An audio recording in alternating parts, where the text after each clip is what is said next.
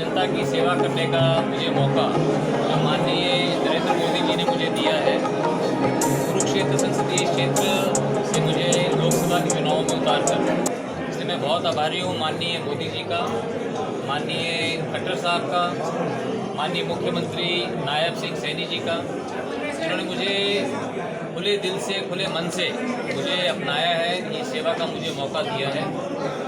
मुझे पहले भी ये सौभाग्य प्राप्त हुआ है कि कुरुक्षेत्र में 10 साल मुझे सांसद रहने का मुझे मौका मिला और यहाँ से मैं 30 साल से जुड़ा हूँ। 30 साल से यहाँ पे जो कुरुक्षेत्र संसदीय क्षेत्र की जनता से जो रिश्ता है हमारा, एक पारिवारिक रिश्ता है और मैं समझता हूँ आज पूरे देश के अंदर माननीय मोदी जी की भारतीय जनता पार्टी की एक लहर है और ख़ास करके हरियाणा के अंदर पिछले 10 वर्षों के अंदर बहुत विकास के काम हुए हैं। मुझे पूरा विश्वास है कि हमारे माननीय मुख्यमंत्री नायब सिंह जी के नेतृत्व में हरियाणा के अंदर भारतीय जनता पार्टी 10 की 10 सीटें जो है जीतेगी और एक बार फिर से माननीय मोदी जी की सरकार बनेगी, भारतीय जनता पार्टी की केंद्र के अंदर सरकार बनेगी। धन्यवाद। नवीन जी एक मिनट अशोक जी, एक मिनट सवाल सब लेंगे। पहले माननीय मुख्यमंत्री, आज जो उत्साह देखने को मिला, मैं इसके आधार के ऊपर ये बात कह सकता हूँ कि यहाँ से नवीन जिंदल जी बड़े मैंडेट के साथ जीत करके नरेंद्र मोदी जी को तीसरी बार प्रधानमंत्री बनाएंगे। सीएम साहब, कांग्रेस ने अभी तक कैंडिडेट नहीं उतारे हैं, बीजेपी ने सभी उतार दिए हैं लोकसभा में, क्या कहेंगे?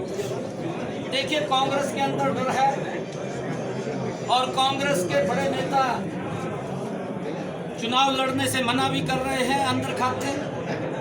कहीं ना कहीं उनको हार दिखाई दे रही है और आने वाले समय के अंदर ये डबल इंजन की सरकार मिल करके फिर देश और प्रदेश को एक विकास की नई ऊंचाइयों के ऊपर पहुंचाने का काम करेगी और जो विकास की एक गति चली है उस गति को और तेज करने का काम हरियाणा प्रदेश के लोग करेंगे।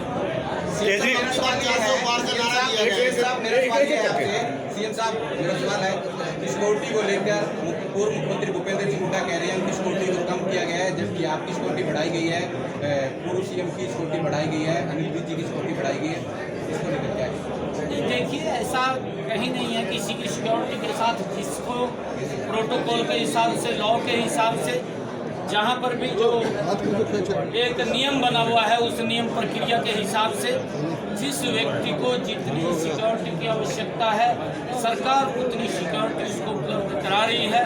अगर किसी को लगता है कि मुझे कोई किसी प्रकार की दिक्कत, परेशानी या खतरा है तो उसके ऊपर सरकार विचार करती है।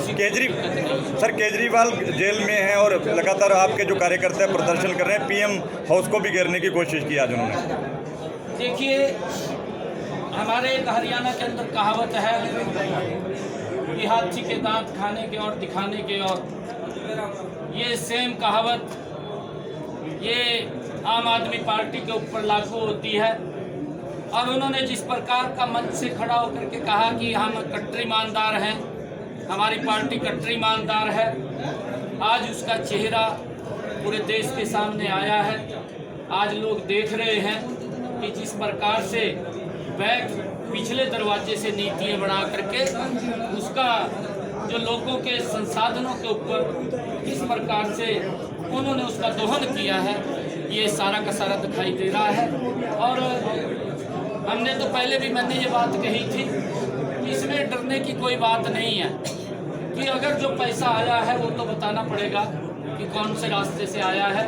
अगर नहीं बता सकते तो फिर तो कार्रवाई करेगी, परंतु इस प्रकार की जो ईडी पहले भी कार्रवाई करती थी और आगे भी कार्रवाई कर रही है, कांग्रेस के समय में भी कार्रवाई करती थी। अगर कोई गलत काम करता है तो उसके खिलाफ अलग वो स्वतंत्र एजेंसी है, वो काम करती है उसके अंदर। क्योंकि ये लोग जिस प्रकार की बात थी आप देख भी रहे हैं कि इन्होंने जो गाली भी देते थे और गले भी लगा रहे हैं, ये नीति हमें यहाँ दिखाई दी। अगर आप लोग देखेंगे कि इनको लगातार गाली देने का काम भी केजरीवाल ने किया है और फिर गले लगाने का काम भी सबसे पहले आके आकर के ये केजरीवाल इस गठबंधन के साथ आया है। एक ही इनकी इनका विचार है ये देश की भलाई के लिए नहीं, ये देश को कमजोर करने के लिए काम करते हैं। सर मेरा एक प्रश्न है, सर मेरा एक प्रश्न है, आप बोलिए आप बोलिए।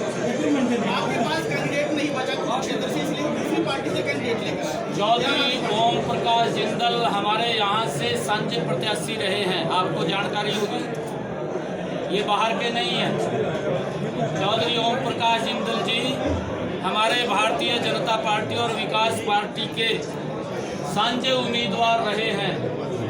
ये हमारे परिवार के हैं, अपने बाहर से नहीं है, पार्टी से तो तोड़ने का काम वो लोग करते हैं। सर मेरा एक प्रश्न है सर, क्या नवीन जिंदल की जिस प्रकार से इनकी ज्वाइनिंग हुई है, भारतीय जनता पार्टी को मजबूती मिली है या नवीन जिंदल को मजबूती मिली है भारतीय जनता पार्टी में आकर? नहीं, देखिए, पार्टी मजबूत पूरे प्रदेश के अंदर होगी और 10 की 10 लोकसभा की सीटें हम यहाँ से बड़े मैंडेट के साथ जीतेंगे। सीएम साहब क्या कहेंगे, आपकी बार 400 पार का नारा है, मेन राम मंदिर का मुद्दा रहेगा। अब देखिए, इसके ऊपर मैं ये कहना चाहूँगा, क्योंकि राम मंदिर को लेकर के कांग्रेस ने राजनीति की, भारतीय जनता पार्टी ने उस समस्या का समाधान किया, क्योंकि उसके ऊपर राजनीति नहीं की। यही लोग बोलते थे कि मंदिर वहीं बनाएंगे, तारीख नहीं बताएंगे। आज भगवान श्री राम की प्राण प्रतिष्ठा भी हुई है। आज पूरा देश भगवान श्री राम को दर्शन करने के लिए भी अयोध्या के अंदर जा रहा है। हमारे लिए बड़े गर्व की बात है, गौरव की बात है। हमारी संस्कृति, हमारे संस्कार हैं, जिसको सुरक्षित करने का काम नरेंद्र मोदी जी ने किया।